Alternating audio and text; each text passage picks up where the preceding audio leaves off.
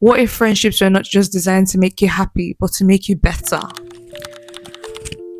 Something I think the Lord has placed strongly in my heart this season is about friendships, the power of purposeful friendships. I think the purpose of our friendships is so much bigger than us. Yes, God brings people into our lives so that we could have that companionship, but there's so much more.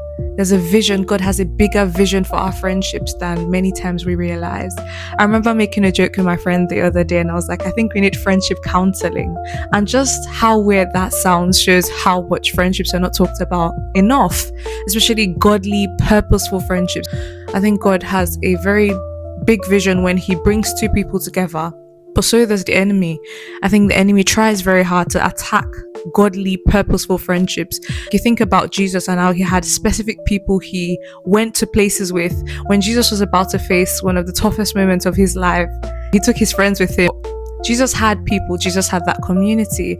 And I think that was just to show us the power of community. It's always so important to build a good community with people that are walking who are in alignment with that vision, who are in alignment with where you're going, and you just see purpose in these friendships. And I think a lot of times we see friendships as things that are for us, but what if beyond the benefits that we get from friendships, there's something that God is trying to teach us? I remember the other time God was speaking to me and saying, you need to learn to look beyond yourselves, to see God's vision for your friendships. What if friendships are not just designed to make you happy, but to make you better? What if friendships are not just designed to make you happy, but to make you more committed people? And you see a lot of times when people are not ready to grow, when people are faced with those tough conversations and they're not ready to be better, to allow these conversations transform them, they run away. And then they're like, oh, I'm choosing myself, I'm choosing my peace. And yes, there's a place for that. There's a place to choose your peace.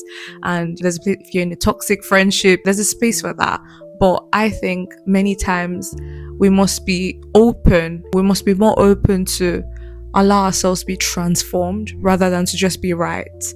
In every argument, in every conflict, we just want to see our perspective and be right. But what if those friendships were designed to make us better rather than just for our satisfaction? And yes, God will bring people for your enjoyment. You have fun, you have good times, you talk about so many things, you talk about the Bible, you explore together, you talk about so many other things apart from the Bible. But what if we recognize what God was doing in us rather than just trying to be right all the time or trying to have things our way? What if friendships were designed to make us more like Jesus rather than just to make us happy? But I think for that to happen, we must intentionally invite God into our friendships. Do you have friends that you have times of prayer with? You have times of Bible study? You can share what God is leading you to do. I think it's so important to have these kind of friendships, but also intentionally involve God in our friendships, because the enemy is also interested. The enemy wants to break those friendships. The enemy wants to keep people in isolation because he knows sin thrives in isolation and many things thrive in isolation. But when you have friendships, especially godly friendships, you have that accountability. People that you're accountable to. It's more difficult to do all the wrong things that you would do if you didn't have people you're accountable to. So I think God is so particular about our friendships, and I think we should be too. But not just that, but we should also intentionally involve God in our relationships. I remember talking about the story of Paul and Barnabas the other day, and a lot of times we say if Paul and Barnabas have an issue and separate, Paul and Silas will still do God's work, and that is beautiful. But what if that was the mercy of God? Because I remember I was speaking to my friend about this, and I was like, but God knew Silas was a person. God knew Silas existed when He said Paul and Barnabas. That was God's will. That Paul and Barnabas was God's will. And I think Paul and Silas was just a show of the mercy of God. And yes, God did what He was going to do. But God, the Spirit of God said, separate unto me Paul and Barnabas. What if Barnabas in the story was willing to say, do you know what, for the peace of this relationship and for what God is doing, I'm willing to put aside my desires. I'm willing to leave John Mark behind and let's go on this journey. And what if Paul was willing to say, for the peace of this journey that we're about to go on, for the peace of our relationship, I don't want John Mark to come with us, but I'm willing to allow him come with us, so we're able to just go forth and do what God will have us do. What if in our relationships we're willing to put away our desires?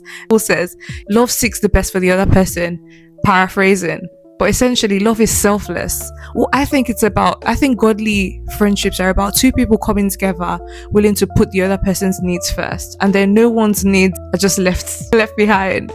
But two people coming together, ready to die to self, to walk in godly love, willing to learn, willing to be changed, not just to be right, willing to make things work through difficult conversations, uncomfortable conversations. And I know, because I used to be someone who avoided uncomfortable conversations, but many times these are what help the friendship thrive.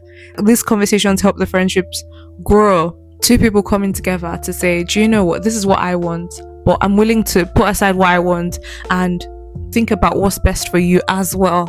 Not just about what I want, how I want it to be done, but I'm willing to put aside my desires for the good of this friendship. I think is so important. We see friendships a different way, and we understand that God is intentional about our friendships. We should be too.